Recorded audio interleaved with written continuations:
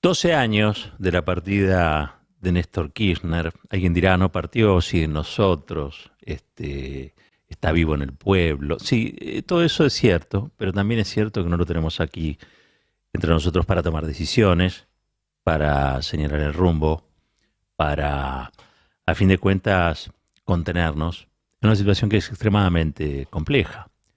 Y no solamente para el kirchnerismo. Digo, la situación compleja que vive el país es una situación que abarca a todos los sectores.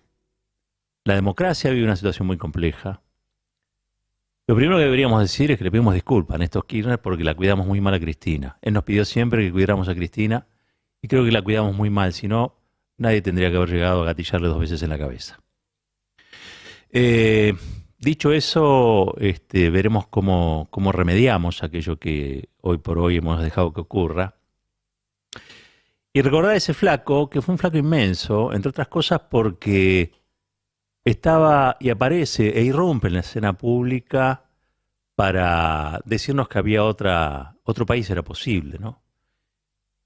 Para recuperar muchas cosas, para recuperar una política de memoria, verdad y justicia contra la impunidad, nada más y nada menos, y para derrotar al peronismo conservador, el peronismo neoliberal, eh, que se habían apoderado de un movimiento como el peronista, que es columna vertebral del movimiento nacional y popular en Argentina. Pero que cuando las expresiones conservadoras o las expresiones de derecha de este movimiento hegemonizan un proceso, un tranco histórico, muchas veces lo convierten en un problema. Hoy estaba tratando de recordar, creo que era el año 81 u 82. En una unidad básica allá en Río Gallegos, Néstor Kirchner pidiendo la condena para los genocidas y asesinos de sus compañeros y compañeras. Se refería a Videla, Macera y Agosti. Es un video que anda dando vueltas por ahí, muy fuerte. Y, y lo quería traer acá porque lo que se ha instalado es que el peronismo quería una autoamnistía, que los peronistas convalidaban la impunidad. Néstor Kirchner, el peronista Néstor Kirchner, fue el que más hizo por derrotar esa impunidad y por juzgar a los criminales que cometieron las tropelías del terrorismo de Estado. Y me parece que eso no está suficientemente reconocido.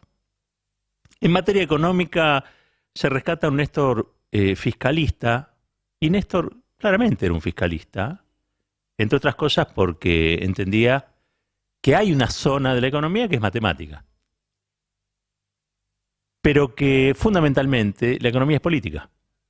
Por eso él tenía un cuadernito, por eso él anotaba, por eso él estaba al tanto y al corriente de los números del día y la jornada, pero a la vez estaba llamando al gomero de Tres Arroyos y a la vez estaba hablando con tal o cual del ministerio, o un concejal en Trenquelauquen, para palpar, para tener, para ocultar cuál era la realidad de la gente, porque la política se hace para la gente, no para las corporaciones, y tampoco para los gobiernos.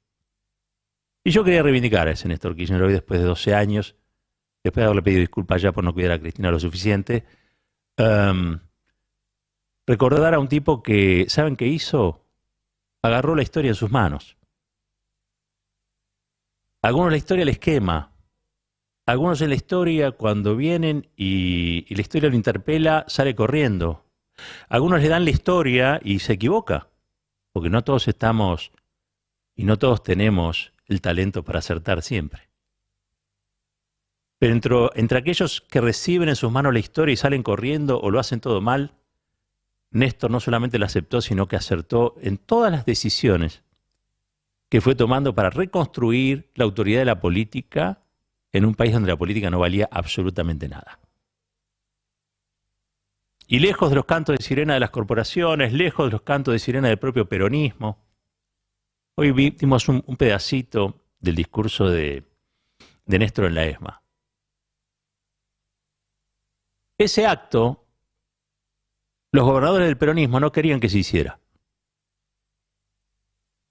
Asemejaban la prosecución de los juicios, la derogación de las leyes de impunidad, de evidencia de vida y punto final, con la venganza. Miren qué corrido a la derecha estaba el país, qué corrido a la derecha estaba el peronismo. Entre ellos Felipe Solá, De la Sota. Y Néstor dijo, hay que superar esto. Esto es un trauma. Es un trauma social, pero también es un trauma político. Si queremos diseñar una política que no mire con la espalda al pueblo, tenemos primero que nada que juzgar a aquellos que cometieron crímenes contra el pueblo. Y tenemos que hacer caso a lo que dicen los pañuelos, a las madres y las abuelas. Porque fueron las madres y las abuelas las que generaron las condiciones de posibilidad para que Alfonsín hiciera o promoviera el juicio de las juntas. Y también fueron los pañuelos de las madres y las abuelas las que envolvieron a Néstor Kirchner para que no se equivocara en una encrucijada muy, muy compleja del país.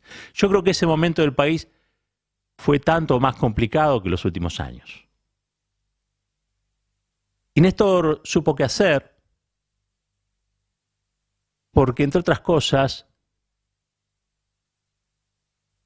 pudo, con su sensibilidad, interpretar cuál era el sentimiento que tenía la sociedad argentina después de haber sido saqueada por un gobierno neoliberal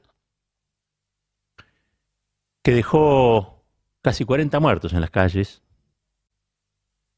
pero que fundamentalmente le había robado el alma a la política. Néstor le devuelve el alma a la política, del mismo modo que le devuelve al peronismo sus 3 banderas históricas. El peronismo era muchas cosas.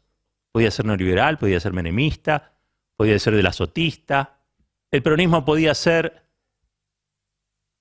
cualquier cosa. Y Néstor dijo, no, cualquier cosa no es. El peronismo tiene que ser la columna vertebral del movimiento nacional, popular y democrático. Y el peronismo es esencialmente 3 banderas: justicia social, independencia económica, soberanía política. Y una cosa muy importante, tanto o más importante que la bajada del cuadro de Videla allí en el Colegio Militar.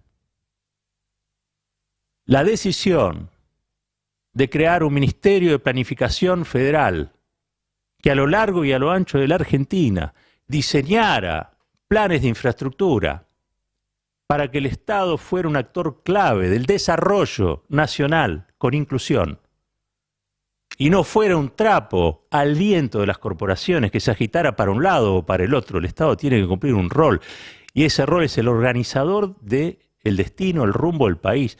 ¿Cómo y dónde y por qué? Lo tiene que decir el Estado. Ese Ministerio de Planificación fue resistido y sigue siéndolo. Por eso, el desaforo debido. Entre otras cosas, las corporaciones le temen a ese ministerio porque ese ministerio le dice al libre mercado, hasta acá. Porque acá es el Estado el que decide dónde, cómo y cuándo. Porque si todo fuera como dice Macri, que Flybondi te soluciona la vida, habría provincias que no tendrían conexión aérea, porque no son lucrativas. Habría temporadas en el año que no tendrían conexión aérea, porque no son lucrativas. Y el Estado no es lucro. El Estado es el organizador de la vida en sociedad, y sobre todo en momentos de tanta incertidumbre. Ese es el Néstor que yo quería rescatar, el Néstor que no tuvo miedo cuando la historia se la tiraron encendida como brasas ardientes en sus manos. Néstor no tuvo miedo. Y nosotros no nos podemos dar tampoco el lujo del miedo. Si realmente le queremos rendir homenaje a Néstor Kirchner, entonces no tengamos miedo. No metamos la cabeza abajo de la alfombra. No nos ocultemos. Salgamos y digamos lo que hay que decir. Discutamos lo que hay que discutir. Hagamos grande la figura de Néstor Kirchner. No por sus virtudes solamente. Seamos consecuentes. Cuidemos a Cristina. Y hagámoslo pensando siempre en que ese flaco que vino del sur nos mostró el norte. Lo que se tenía que decir se dijo. Roberto Caballero y su editorial. A buen caballero, buen entendedor.